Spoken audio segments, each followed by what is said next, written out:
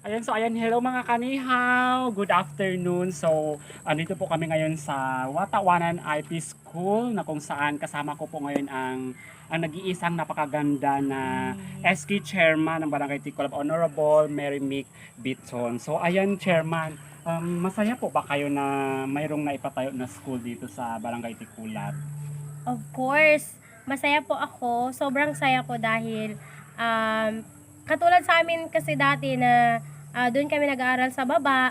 So, kung galing ka dito, lakarin mo pa yun, malilate ka na sa pagpasok sa school.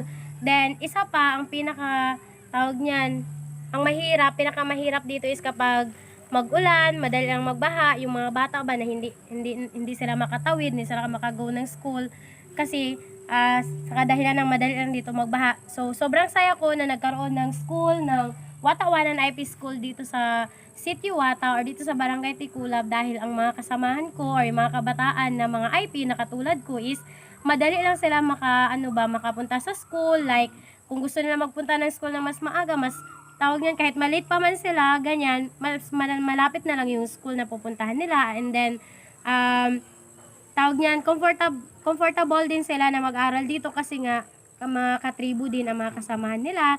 Then, at saka syempre sa mga teacher na na-assign dito, sobrang sisipag nila. Thank you sa kanila dahil merong mga teacher na katulad nila na handang tawirin yung ilog, lalo na kapag nagabaha, tinatawid talaga nila yan para lang maturuan yung mga bata dito sa Sitiwata. So, yun yung napakalaking blessing at sobrang sayang-saya ko na may school dito sa Sitiwata para hindi mahirapan yung mga bata na magtawid ng ilog para lang makaaral. And of course, dito din kami nakatry din kami nagturo dito, like practice teaching. Sobrang saya lang talaga na katribo mo yung tinuturuan mo. Ayan, so ayan na mga kanihaw. Thank you very much at nakamit po natin ang nag-iisang napakaganda na SK Chairman ng Barangay Ticulab. Ayan.